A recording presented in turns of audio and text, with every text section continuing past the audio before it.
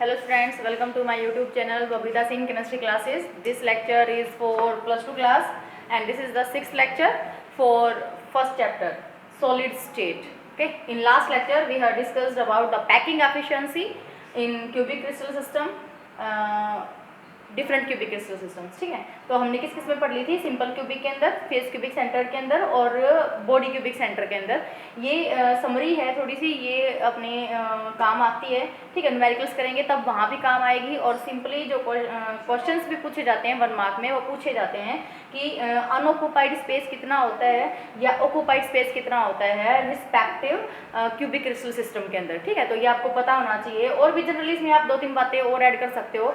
Last lecture में थोड़ी सी mistake थी, बस जनरली थोड़ी सी थी कि क्यूबिक क्रिस्टल सिस्टम के अंदर जो सिंपल क्यूबिक के अंदर मैंने जो पैकिंग एफिशिएंसी बताई थी वो 62 हो गया था. वो कितनी आती है? 52%. उसको आप नोट डाउन करेंगे, ठीक करेंगे उसको आप. वो जो स्टार्टिंग में सिंपल क्यूबिक यूनिट सेल की पैकिंग एफिशिएंसी हमने पढ़ी थी वो कितनी होती है? 52% होती है. मतलब स्पेस ऑक्यूपाइड कितना होता है? 52% होता है. तो ये अनऑक्यूपाइड या फिर वॉइड मतलब खाली जगह, जो ऑक्यूपाई कर लिया गया है वो तो पैकिंग एफिशिएंसी है. और जो अनऑक्यूपाइड है, जो स्फीयर्स के द्वारा ऑक्यूपाई नहीं हुआ है, क्योंकि बेटा स्फीयर है तो स्फीयर जो है वो पूरा स्पेस ऑक्यूपाई नहीं कर पाएंगे. कोई भी स्पेस हो उसमें थोड़ी ना कहीं जगह तो बच ही जाती है. तो वो क्या कहलाते हैं? वॉइड्स कहलाते हैं, मतलब अनऑक्यूपाइड स्पेस कहलाता है. ठीक है, तो वॉइड अगर सिंपल क्यूबिक की पढ़ें पैकिंग एफिशिएंसी 52% है, तो अनऑक्यूपाइड कितना हो जाएगा? 48%. ठीक है, और स्पेस क्यूबिक सेंटर के लिए 26% अनऑक्यूपाइड हो जाएगा और बॉडी क्यूबिक सेंटर के लिए कितना हो जाएगा? 32% हो जाता है. ठीक है, तो आज हम जो है वो नेक्स्ट इसमें एक चीज़ और आप ऐड कर सकते हैं. ठीक है, अगर ये टेबल बनी गई है तो एक चीज़ और आप ऐड कर लो जो न्यूमेरिकल में काम आएगी. जैसे number of atoms per unit cell. ठीक है, कि एक यूनिट सेल के अंदर नंबर ऑफ एटम्स कितने होंगे. मैंने आपको बताया था उसको रिप्रेजेंट किससे करते हैं? Z.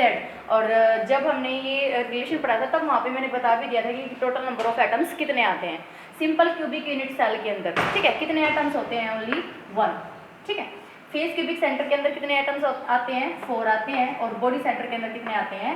2 आते हैं. तो अगर कोई पूछ ले कि मोर एफिशिएंट कौन सी पैकिंग एफिशिएंसी होती है, कौन सी क्यूबिक सेल के अंदर होती है, वो तो कौन से के अंदर होती है? फेस क्यूबिक सेंटर के अंदर. क्योंकि मैक्सिमम स्पेस तो यही ऑक्यूपाई कर रही है. कितनी कर रही है? 74%. और एटम्स भी कितने होते हैं? 4 एटम प्रेजेंट होते हैं. मैक्सिमम स्पेस भी ऑक्यूपाई हो गया इसके द्वारा. ठीक है, तो इसलिए मोर एफिशिएंट जो होती है क्यूबिक क्रिस्टल सिस्टम वो कौन सा होता है?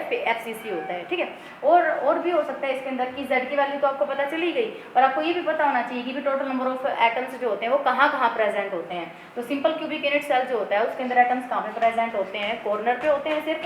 फेस क्यूबिक सेंटर के अंदर कहाँ पे प्रेजेंट होते हैं? फेस के सेंटर पे और कॉर्नर पे प्रेजेंट होते हैं. बॉडी BCC में कहाँ पे प्रेजेंट होते हैं? बॉडी के सेंटर पे और कॉर्नर पे प्रेजेंट होते हैं. ठीक है, तो ये जनरल इंट्रोडक्शन थी. एज ए समराइज आप इसको याद कर सकते हो. ठीक है, आगे आपको काम आएगी. इसको नोटबुक में भी नोट डाउन कर लेना कि सिंपली अगर क्रिस्टल लैटिस दे रखे हैं तो Z की वैल्यू क्या रहेगी? पैकिंग एफिशिएंसी कितनी आएगी? वॉइड्स कितने आएंगे? ठीक है, तो ये सिंपल है. आज हम नया टॉपिक स्टार्ट करते हैं अपना. वो कौन सी है? Close packing. कौन सी स्ट्रक्चर है वो? Close packing. Close packing. ठीक है, कौन सा टॉपिक पढ़ेंगे? Close packing. क्लोज पैकिंग जो होती है वो 1 डायमेंशन, 2 डायमेंशन और 3 डायमेंशन, तीनों डायमेंशंस के अंदर हमें पढ़नी है. तो मैं इसको रोक कर देती हूँ क्योंकि इसमें हमें डायग्राम ज़्यादा बनाने पड़ेंगे. Close packing. Close packed structure in 1 dimension. In 1 dimension. ठीक है, 1 डायमेंशन मतलब एक ही डायमेंशन होगी. Okay, close packing in 1 dimension मतलब कि जो एटम्स है वो एक ही डायमेंशन के अंदर अटैच करने हैं, आपको अरेंज करने हैं. डायमेंशंस अपनी 3 मतलब 3 एक्सिस होती हैं, X axis, Y axis and Z axis. तो हम एटम्स को अरेंज करेंगे अलोंग X एक्सिस ओनली. ठीक है, तो एक ही एक्सिस के अंदर अलोंग अरेंज करते चले जाएंगे एक ही एक्सिस के अलोंग. तो हमारे पास जो पैकिंग आएगी वो क्या कहलाएगी? Close packing in 1 dimension. मतलब अब आपको सीखना है कि जो एटम्स हैं उनकी हम क्लोज पैकिंग कैसे कर सकते हैं. एटम्स को इस तरीके से अरेंज करना है आपको. ठीक है, तो पहले तो हम किस में पढ़ेंगे? 1 डायमेंशन में. तो सिंपल है कि एटम्स को आपने कैसे अरेंज करना है? सिर्फ 1 डायमेंशन के अंदर ही एक ही एक्सिस के अलोंग आपको अरेंज करना है, लेकिन क्लोजली पैक्ड करना है. ठीक है, इनके बीच में स्पेस कैसा होना चाहिए? मिनिमम बिल्कुल चिपका के. ठीक है, और यहाँ यहीं से हम क्या पढ़ेंगे फिर? Coordination number. क्या पढ़ेंगे? Coordination number.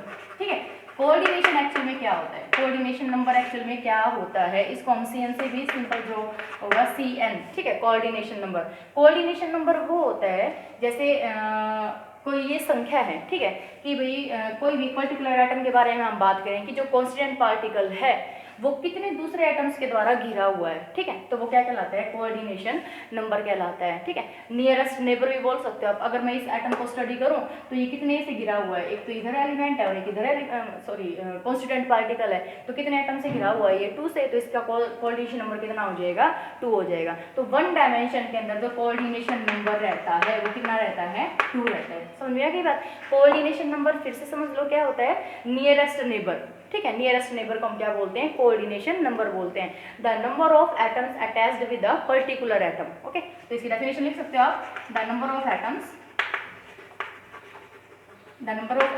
Attached with a particular atom, ठीक है। जिस भी एटम को तुम्हें स्टडी करना है उस एटम्स के द्वारा, उस एटम से कितने और ज़्यादा एटम्स अटैच्ड हैं या कॉन्स्टिट्यूएंट पार्टिकल्स अटैच हैं, नियरेस्ट नेबर कितने हैं उसके, ठीक है, उसके पड़ोसी कितने हैं, तो वो कितने हो जाएंगे, 2 हो जाएंगे, ठीक है। तो क्योंकि इस एटम को स्टडी करेंगे तो एक एटम ये है और एक एटम ये है, ये 1 डायमेंशन हो गया ओनली, ठीक है। अब स्टडी करेंगे क्लोज पैकिंग इन 2 डायमेंशन, जो इंपॉर्टेंट है, इंटरेस्टिंग भी है और इंपॉर्टेंट भी। आपको थोड़ा सा ध्यान देने की जरूरत है बेटा, क्योंकि जब हम 3D पढ़ेंगे तो 3D में आपको इमेजिनेशन करना पड़ेगा, क्योंकि इसमें तो हम 2 ही एक्सिस दिखा सकते हैं बोर्ड पे, तो हम 2 ही एक्सिस दिखा सकते हैं, x axis y axis. Z axis जो बाहर की तरफ होगी वहाँ पे एटम्स हमें अज्यूम करने पड़ेंगे, ठीक है। तो आप थोड़ा सा ध्यान से पढ़ेंगे इसको। क्लोज पैकिंग इन, पहले पढ़ते हैं क्लोज पैकिंग इन 2D, ठीक है, 2 डायमेंशन के अंदर। इसको कंप्लीट लिख सकते हो आप या फिर नहीं छोड़ सकते हो। क्लोज पैकिंग इन 2 डायमेंशन। 2 डायमेंशन में जब हम क्लोज पैकिंग करेंगे तो एटम्स को हम 2 तरीके से अरेंज कर सकते हैं बेटा, ठीक है। मैं एटम्स को अरेंज करके दिखा रही हूँ कि एटम्स को मैं अगर इस तरीके से अरेंज करूँ, 1 लेयर तो आपने ये बना दी, ठीक है। दूसरी लेयर जो आपको रखनी है वो एग्जैक्ट इनके नीचे ही रखें, ठीक है। इस तरीके से अरेंज करते चले जाओगे, लेकिन इनके बीच में स्पेस कैसा होना चाहिए, मिनिमम। स्पेस मिनिमम ही है लेकिन स्पेस तो बचेगा ही बेटा, ठीक है। बॉल्स को जब हम अरेंज करते हैं तो आप वैसे भी घरों में देख लेना, लड्डू लेके आओ या फिर छोटी छोटी बॉल्स आती हैं मार्केट में, वो खरीद के लेके आओ, उनको अरेंज करके देखना आप, ठीक है। उनके बीच में स्पेस जरूर बचता है, और वो स्पेस क्या कहलाता है, लास्ट लेक्चर में भी आपको बताया गया था, वो क्या कहलाता है, वॉइड, ठीक है। वॉइड या वॉइड्स, ठीक है, बहुत सारे हो जाएंगे तो वॉइड्स। अब मैं जैसे इनको अरेंज करती जा रही हूँ, स्क्वायर्स पे ऐसे अरेंज करती जा रही हूँ, ठीक है। तो मैंने इस तरीके से अरेंज कर दिया, तो आप देखोगे एक लेयर के नीचे ही दूसरी लेयर है, फिर इस तरीके से मैं लेयर को अरेंज करती चली जा रही हूँ। अब इसके अंदर क्या होगा, ये 2D में हो गया, क्योंकि इस साइड तो कौन सी एक्सिस हो गई, एक्स एक्सिस, और इस साइड कौन सी होगी तुम्हारे पास, वाई एक्सिस हो गई। अब जेड एक्सिस तो है नहीं इसके अंदर, ठीक है, तो ये कौन सी होगी, 2D में हम इसको स्टडी कर सकते हैं। लेकिन 2D में हमने एटम्स को कैसे रखा, एक तो ये तरीका हो गया अपने पास, एक और भी तरीका है, कैसे कि फर्स्ट लेयर मैंने इस तरीके से अरेंज करी, क्लोजली पैक्ड अरेंज करी मैंने, ठीक है। जो सेकंड लेयर है मैं 2 एटम्स के डिप्रेशन के बीच में रखूंगी। समझ में आई बात, कैसे किया मैंने यहाँ पर, तो क्या किया था कि भाई जो ये था फर्स्ट लेयर मैंने इस तरीके से रखी, सेकंड लेयर में एग्जैक्ट इनके नीचे ही रखती चली गई एटम्स को, ठीक है। लेकिन ये जो दूसरी टाइप की बनेगी, इसके अंदर कैसे बनेगी कि भाई एक लेयर तो मैंने इस तरीके से रख दी, जब मैं दूसरी लेयर अरेंज कर रही हूँ तो मैं 2 एटम्स के डिप्रेशन के बीच में रखूंगी, मतलब 2 एटम है, इनके बीच में जगह बची हुई है ना, इसको कवर करते हुए, ठीक है। इस तरीके से रखूंगी मैं एटम्स को। एक मिनट, इसको दोबारा बना लेते हैं। इस तरीके से एटम्स को आप अरेंज करते जा रहे हो, मतलब कि सीधी सी बात ये है कहने का कि मैं इनके डिप्रेशन के बीच में आपको एटम्स को रख के दिखाऊंगी, ठीक है। ये एटम्स हो गए इस तरीके से, ठीक है। नीचे भी आप एक और लेयर बना सकते हो, ये इस तरीके से, ठीक है, हो गए कंप्लीट। तो दोनों में डिफरेंस है, यहाँ पर जो दोनों लेयर हैं वो कैसी हैं, डिफरेंट है। तो इसमें 2 तरीके की लेयर आती है। 2D के अंदर जब हम क्लोज पैकिंग पढ़ते हैं, 2D के अंदर 2 डायमेंशन में, तो हमारे पास 2 तरीके की क्लोज पैकिंग आती है। इसको हम क्या बोलेंगे, स्क्वायर क्लोज पैकिंग, इसको हम बोलेंगे स्क्वायर क्लोज पैकिंग। अगर इसमें कोऑर्डिनेशन नंबर देखना हो आपको, तो कोऑर्डिनेशन नंबर कैसे देखोगे, कोऑर्डिनेशन नंबर क्या होता है कि पर्टिकुलर एक एटम, मान लिया हमने कि ये कोई एटम है, इसके साथ कितने और एटम्स क्या कर रहे हैं, अटैच कर रहे हैं। तो देखा जाए, जैसे मैंने इस एटम को क्या कर लिया, मान लिया कि भाई ये सेंटर है, इसके साथ कितने एटम्स अटैच हैं, आप देखेंगे एक ये एटम अटैच है, एक ये एटम अटैच है, एक ये है और एक ये है, तो टोटल कितने हो गए, 1 2 3 4। तो यहाँ पर आप देखेंगे क्या बनेगा, स्क्वायर, ठीक है, क्या बनेगा, स्क्वायर। तो इसीलिए इसका नाम क्या पड़ा, स्क्वायर क्लोज पैकिंग। और इसका कोऑर्डिनेशन नंबर कितना हुआ बेटा, 4, क्योंकि पर्टिकुलर एटम जो है वो कितनों के साथ अटैच है, 4 के साथ अटैच है। क्लियर हो गई है बात। तो कोऑर्डिनेशन नंबर कितना हुआ इसका 4 हुआ, और इसका नाम क्या होगा square close packing, square close packing. ठीक है, क्लोज पैकिंग हम पढ़ रहे हैं, स्क्वायर क्यों आ गया क्योंकि यहाँ पर स्क्वायर बन गया, समझ में आई बात। तो वन टाइप ये हो गई। सेकंड टाइप क्या होगी बेटा कि भाई 2D के अंदर हम और कैसे अरेंज कर सकते थे वो मैंने अरेंज करके दिखा दिया आपको। अब इसके अंदर भी अगर मैं कोऑर्डिनेशन नंबर निकालूं तो फिर से वही चीज़ की मुझे कोई पर्टिकुलर एटम मानना पड़ेगा। मैंने एटम मान लिया ये, ठीक है। अब इस एटम के साथ कितने एटम अटैच कर रहे हैं, यहाँ से देखेंगे 1 2 3 4 5 6 एटम, ठीक है। 1 इसको दिखा देंगे 1 2 3 4 5 एंड 6 एटम्स जो है वो अटैच कर रहे हैं। तो यहाँ पर हेक्सागन बनेगा, आप देखेंगे अच्छे से क्या बनेगा यहाँ पर हेक्सागन, ठीक है। हेक्सा मतलब 6, आप देख रहे हैं कि बिल्कुल सही दिख रहा है ये कि जो 6 एटम्स हैं वो इसके साथ अटैच हैं। तो इसका कोऑर्डिनेशन नंबर कितना हो जाएगा 6 हो जाएगा।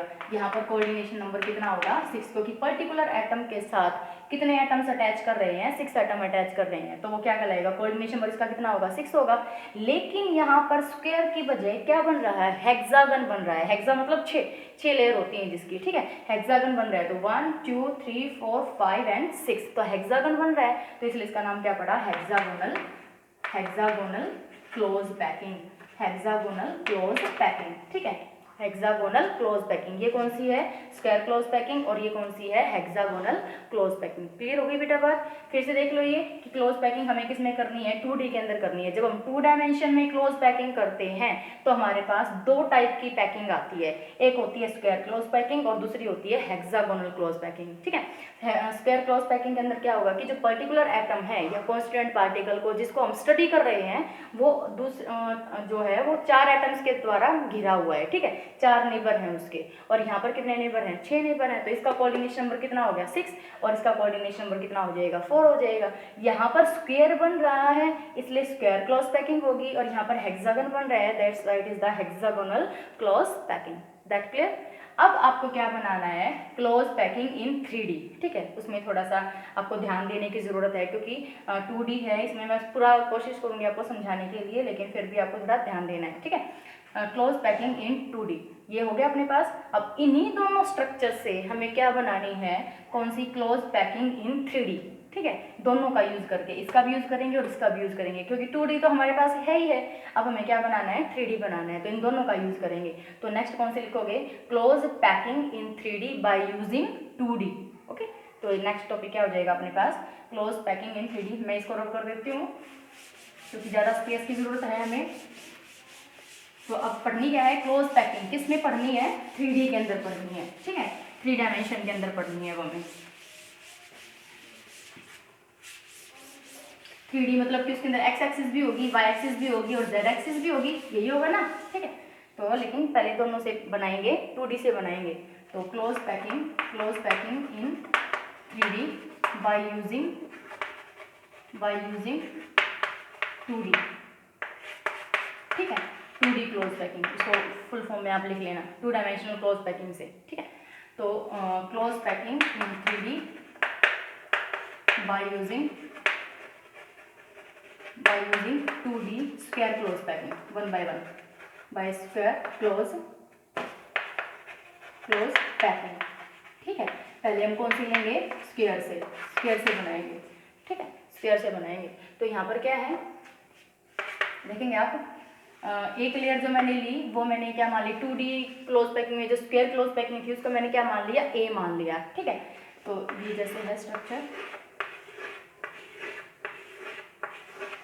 ये बना रहे थे हमने ऐसे ही बनाई थी 2D वाली, मतलब कि एक के नीचे एक एटम्स हम रखते चले जा रहे थे, ठीक है, ये इस तरीके से, ठीक है। फिर हमने यहाँ पे एक एटम मान लिया, तो मान लिया देखिए एक लेयर है, ओके।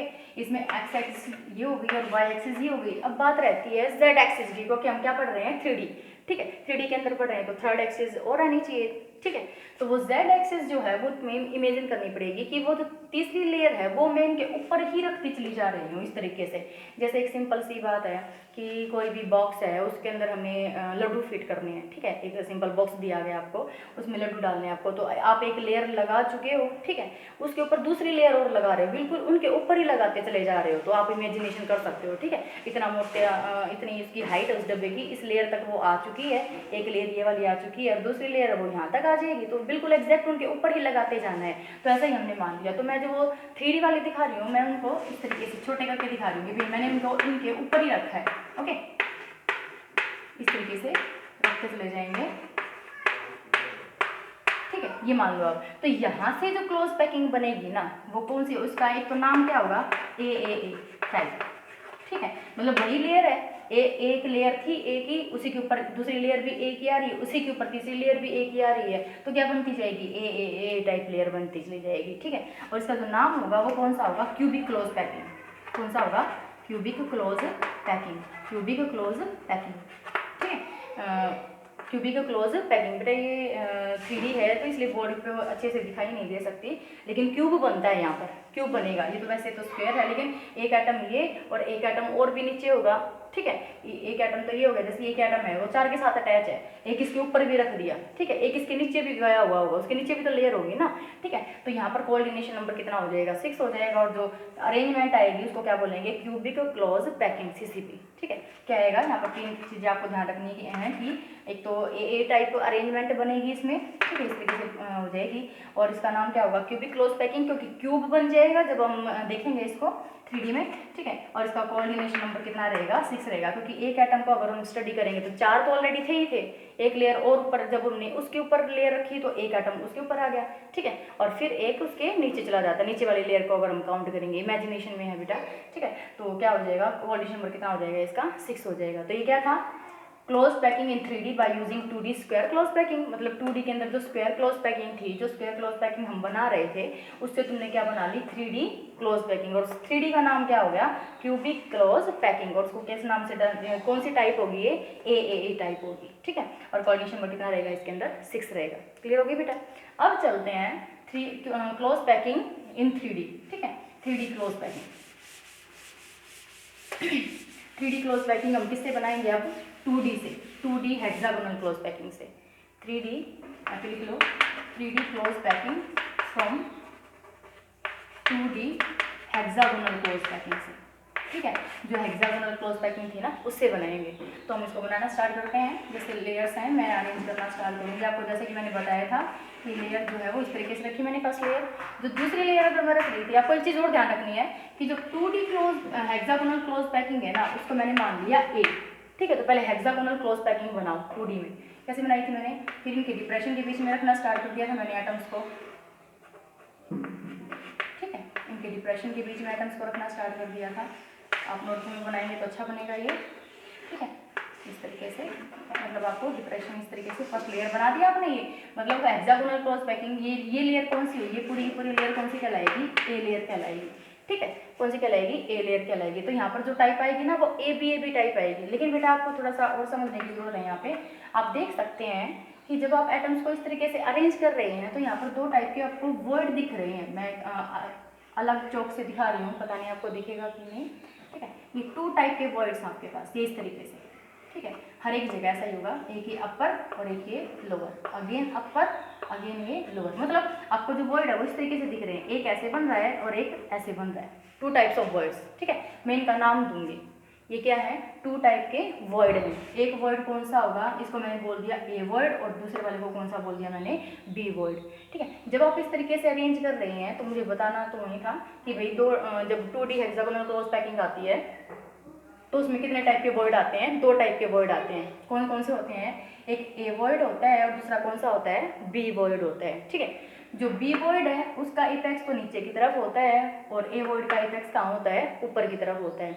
अब क्या करना है, ये तो हमारे पास ए लेयर है। अब मुझे क्या करना है, ए, क्योंकि ये टाइप कौन सी बनेगी, ए बी टाइप बनेगी, ठीक है, ए बी टाइप। मतलब एक लेयर तो ये होगी तुम्हारे पास ए हेक्सागोनल क्लोज पैकिंग वाली, और जो दूसरी लेयर बनानी है आपको वो बी, मतलब कि अलग बनानी है, इसी पैटर्न में नहीं रखना आपको, उससे अलग रखना है। तो उससे अलग कैसे रखूंगी मैं, जो ये 2 वर्ड हैं उसमें एक वर्ड ए है जो एपेक्स ऊपर की तरफ है। जब आप नोटबुक में बनाएंगे तो क्लियर हो जाएगा आपको ये। और एक वर्ड वो है जिसमें एपेक्स नीचे की तरफ है, ट्राइंगल का, ट्राइंगुलर इन शेप है दोनों वर्ड, लेकिन एक का इपेक्स ऊपर की तरफ है और एक का इपेक्स नीचे की तरफ है। अब मैं एक काम करती हूँ कि जो बी वर्ड है ना उसको ऑक्यूपाई करवाती हूँ, ठीक है, उसको ऑक्यूपाई करवाऊंगी किसके द्वारा, बॉल के द्वारा, ठीक है। मतलब लेयर जो मैं रख रही हूँ वो किसको ऑक्यूपाई करवा के रखूंगी, इसको, ठीक है, बी वर्ड को। और मैं इसको डॉट फिर से दिखा रही हूँ, ठीक है, डॉट से दिखाना स्टार्ट किया मैंने इसको, और मैं किसको ऑक्यूपाई करवाती जाऊंगी कि जो बी वर्ड हैं उनको, ठीक है। और जब बी वर्ड को ऑक्यूपाई करवा देंगे, बी वर्ड को ऑक्यूपाई करवाने के बाद आपके पास क्या आएगा, 2 टाइप के वर्ड और आ जाएंगे, ठीक है। ये फिर से बी वर्ड आ गया, ये है, आपको नोटबुक में अच्छे से और भी ज़्यादा क्लियर हो जाएगा बुक के अंदर जब आप बनाओगे, ठीक है। ये बी वर्ड, ठीक है। तो इस तरीके से क्या होता है कि भी 2 तरीके के वर्ड और आ जाएंगे, एक तो ये, ठीक है, और एक इसके बीच में बन रहा है ये वाला, ठीक है। इसको मैंने बोल दिया सी वर्ड, और यहाँ पर क्या बोल दिया मैंने, डी वर्ड। तो मतलब आपके पास एकदम से कितने वर्ड आ गए, ए बी सी और डी। इनके बारे में आपको मैं लिखवा दूंगी पूरा का पूरा, ठीक है। ए बी सी डी ये वर्ड आ गए। तो मतलब दूसरी लेयर जो थी वो मैंने एग्जैक्ट अलग कर दी ना। वो कैसे अलग करी, मैंने जो बी वर्ड थे, आप नोटबुक में बना के देखना कि जो बी वर्ड है उनको ऑक्यूपाई करवाते हो, मतलब उनके ऊपर आपको बॉल रखनी है। बॉल रख दोगे तो बी वर्ड ढक जाएगा, ठीक है। इन सभी बी वर्ड को ऑक्यूपाई करवाते हुए आपको बॉल रखते चले जाना है। जब आप बॉल रखते चले जाओगे तो वो लेयर टोटली डिफरेंट आएगी, ठीक है। तो वो कौन सी हो जाएगी, ए बी, ठीक है, ए बी। फिर से जो लेयर ए आनी है, इसका मतलब क्या हुआ कि अब इस तरीके की लेयर रखनी है ऊपर कि फिर से तुम्हारे पास कौन सी आ जाए, ए आ जाए। तो की बार क्या होगा कि अगर मैं सी वर्ड को ऑक्यूपाई करवाऊंगी ना, तो फिर तुम्हारे पास कौन सी आ जाएगी, ए बी टाइप आ जाएगी। बोर्ड पे दिखाना थोड़ा सा टिपिकल है, इसलिए आप नोटबुक में बना के देखना कि पहले तो आपको क्या करवाना है, बी वर्ड को ऑक्यूपाई करवाएंगे, और फिर किसको ऑक्यूपाई करवाओगे, आप सी वर्ड को ऑक्यूपाई करवाओगे। और जब सी वर्ड को ऑक्यूपाई करवाओगे ना, तब कौन सी लेयर आ जाएगी, ये वाली लेयर आ जाएगी। और जब डी वर्ड को ऑक्यूपाई करवाओगे तो आपके पास एक और अरेंजमेंट आएगी, वो कौन सी होगी, ए बी सी, ठीक है, ए बी सी अरेंजमेंट आ जाएगी, ठीक है बेटा, ठीक है। तो इसमें मेन चीज़ें आपको ध्यान रखनी है कि भाई A word, B word, C word और डी वर्ड क्या होते हैं। तो आप ये स्ट्रक्चर बुक से भी बना सकते हैं, ठीक है, या फिर आप बुक नोटबुक में जब बनाएंगे तब आपको बहुत ही ज़्यादा क्लियर हो जाएगी, ठीक है। तो इसमें आप लिख सकते हो 3D वर्ड जो है, 3D क्लोज पैकिंग आप किससे बना रहे हो, 2D से बना रहे हो। 2D से बना रहे हो तो इसके अंदर क्या लिखेंगे हम, देयर आर 2 वर्ड्स, मैं आपको लिखवा देती हूँ, ठीक है, नोट्स में लिख लेना। There are 2 type of words, there are 2 type of words in 2D hexagonal close packing, that is कौन कौन से हैं, ए एंड बी वर्ड, ठीक है। आपको पढ़ने में आसानी हो जाएगी जब आप बुक से पढ़ेंगे, ठीक है। A and B word both are triangular in shape, both are triangular in shape, ठीक है। ट्राइंगुलर इन शेप है, ट्राइंगल शेप के हैं, but apex are different, apex are different, दोनों के एपेक्स कैसे हैं, डिफरेंट हैं, ठीक है। जो ए है, ए वर्ड जो है उसका एपेक्स अपर की तरफ है, एपेक्स अपर, ठीक है। और जो बी वर्ड है उसका एपेक्स जो है वो लोअर, नीचे की तरफ है। समझ में आई बात, अब बना के देखना, डायग्राम में क्लियर हो जाएगा आपको ये, ठीक है। तो जो ए वर्ड है वो तो क्या है, उसका एपेक्स कहाँ पर है, अपर है, और जो दूसरा वर्ड है बी, उसका जो एपेक्स है वो कहाँ पर है, लोअर है, ठीक है। अब क्या लिखोगे आप इसमें कि when we occupy B word, ठीक है, then we get a different layer, that is B. तो इसमें आप लिख लो, मैं ये पे लिखवा देती हूँ आपको। अच्छा एक चीज़ और, जब आप ये देख रहे हैं इतना, तो आपको ये भी पता अंदाजा हो जाएगा कि जब आप सी वर्ड को देख रहे हो तो सी वर्ड का जो सी वर्ड जो है वो कितनों के द्वारा ऑक्यूपाइड है, ये कितनों के द्वारा ऑक्यूपाइड होगा, 4 के द्वारा, ठीक है। एक तो ये डॉटेड दिख रहा है, एक और एक बॉल इसके नीचे है बिल्कुल, मतलब सी वर्ड जो है वो किससे मिलकर बना हुआ है, 4 एटम से। कैसे, 3 तो ये डॉटेड होंगे, और एक जो सॉलिड लाइन नीचे की तरफ है, जो फर्स्ट लेयर थी, ए जो लेयर थी, ठीक है, वो, और बी लेयर के कितने, 3 जो मैंने डॉटेड से दिखा रखे हैं। तो सी वर्ड कितनों के द्वारा बना हुआ है, 4 एटम्स के द्वारा। तो ऐसा वर्ड जो 4 एटम्स के द्वारा बनता है उसको हम क्या बोलते हैं, टेट्राहेड्रल वर्ड बोलते हैं। लेकिन जो डी वर्ड है वो कितनों के द्वारा बना हुआ है, 6 के द्वारा बना हुआ है, 3 तो डॉटेड और 3 नीचे वाली लेयर के, जो सॉलिड लेयर थी उसको मैंने दिखाया था। तो जो डी वर्ड है वो इस कितने उससे बना हुआ है, एटम से, 6 से। कैसे बना हुआ है ये, इस तरीके से, ठीक है, ये, ठीक है। तो ये कौन सा वर्ड होगा, डी वर्ड होगा। और जो अपना ट्राइंगुलर वर्ड है वो कितनों से बना हुआ है, 4 से बना हुआ है, उसको क्या बोलेंगे, टेट्राहेड्रल। और जो डी वर्ड है उसको हम क्या बोलेंगे, ऑक्टाहेड्रल वर्ड, ठीक है, उसको क्या बोलेंगे हम, ऑक्टाहेड्रल वर्ड। मैं लिखा देती हूँ, ठीक है, इसको मैं रब कर देती हूँ। अब इसमें हमने क्या क्या सीख लिया, नीचे क्या क्या पढ़ा कि जो ए वर्ड, 2 टाइप के वर्ड होंगे, एक ए वर्ड होगा और दूसरा कौन सा होगा, बी वर्ड होगा। दोनों ट्राइंगुलर इन शेप होंगे, लेकिन एक का एपेक्स ऊपर की तरफ और दूसरे का एपेक्स नीचे की तरफ होता है, ठीक है। अब चलते हैं, व्हेन वी ऑक्यूपाई आप स्टेटमेंट को लिख लेंगे, when we occupy B void, ठीक है, then we get a new layer called B layer and get two types of void, ठीक है, कौन कौन से, void C and void D, ठीक है, ये इंपॉर्टेंट है हमारे लिए, void C and void D, इनके बारे में लिखेंगे। void C, जो void हमारा C है, इज मेड बाय, किसके द्वारा बना हुआ है, 4 एटम्स, मेड बाय 4 एटम्स, ठीक है, सो कॉल्ड, इसलिए वो क्या कहलाता है, tetrahedral void, so called tetrahedral, ठीक है, टेट्राहेड्रल वॉइड, क्योंकि कितनों के द्वारा घिरा हुआ, वो 4 एटम के द्वारा, इसलिए इसको क्या बोलेंगे, टेट्राहेड्रल वॉइड बोलते हैं। बट वॉइड डी, ठीक है, आप लोग भी बनाना है इसको, वॉइड डी जो है वो 2 ट्राइंगल का क्या है, कॉम्बिनेशन है, तो इसके बारे में लिखेंगे आप, void D is combination of 2 triangles, ठीक है, एंड मेड बाय 6 एटम्स, कितनों के द्वारा, 6 एटम्स के द्वारा बना हुआ है वो, ठीक है, 6 जो एटम थे, 3 ऊपर थे और 3 कहाँ पे होते हैं, नीचे होते हैं, तो 6 एटम्स के द्वारा बना हुआ होगा वो, तो इसलिए इसको क्या बोलेंगे, सो इट कॉल्ड ऑक्टाहेड्रल, ठीक है, ऑक्टाहेड्रल वॉइड, क्या कहलाएगा वो, ऑक्टाहेड्रल वॉइड कहलाता है, ठीक है, ऑक्टाहेड्रल वॉइड कहलाता है। तो ये तो वॉइड के बारे में जानकारी थी कि सी वॉइड बनेगा और डी वॉइड बनेगा। सी वॉइड कैसा होता है, कितनों के द्वारा बना होता है, नाम क्या है उसका, सी वॉइड का नाम कौन सा है, टेट्राहेड्रल है, और डी वॉइड का नाम कौन सा है, ऑक्टाहेड्रल, क्योंकि ये कितनों के द्वारा घिरा हुआ है, 6, मतलब बनेगा कैसे, ऑक्टाहेड्रल वॉइड कैसे आया, कैसे जनरेट हुआ, 6 एटम्स के द्वारा, ठीक है, 3 ऊपर वाली लेयर के, बी के, और 3 जो है वो लोअर वाली लेयर के होते हैं, ठीक है, ए के होते हैं। अब क्या करना है, हमें सेकंड वाली लेयर रखनी है, तो वो कहाँ पे रखनी है, थर्ड वाली लेयर, सी वॉइड को ऑक्यूपाई करवाते हुए, ठीक है, जब हम सी वॉइड को ऑक्यूपाई करवाएंगे तो हमारी जो लेयर है वो एग्जैक्ट किसके जैसी आ जाएगी, ए के जैसी, ठीक है, तो यहाँ पर आप लिखो, मैं इसको कर देती हूँ, लिखेंगे, when we occupy C void, then we get a layer again, ठीक है, हमें ए लेयर जो है वो दोबारा मिल जाती है। So this type of arrangement, इस टाइप की जो अरेंजमेंट उसको हम क्या बोलेंगे, this type of arrangement is called A B A, क्योंकि ए लेयर तो पहले वाली थी, फिर दूसरी हमने बी रख दी थी जब बी वॉइड पे ऑक्यूपाई करवाया था, ठीक है, और फिर तीसरी हमारी सेम आ गई कब, जब हमने सी वॉइड को रखा, कहाँ पर, मतलब सी वॉइड को ऑक्यूपाई करवाया, तो जो हमारी जो तीसरी लेयर थी ना वो एग्जैक्ट आ गई किसके ऊपर, फर्स्ट वाली लेयर के ऊपर, तो ए बी ए टाइप, ठीक है, फिर से ए जो लेयर है वो रिपीट होने लगी, तो उसको हम क्या बोलेंगे, ए बी टाइप, ठीक है, it is called A B type, okay. अब क्या होगा कि एक और लेयर बनेगी यहाँ पर,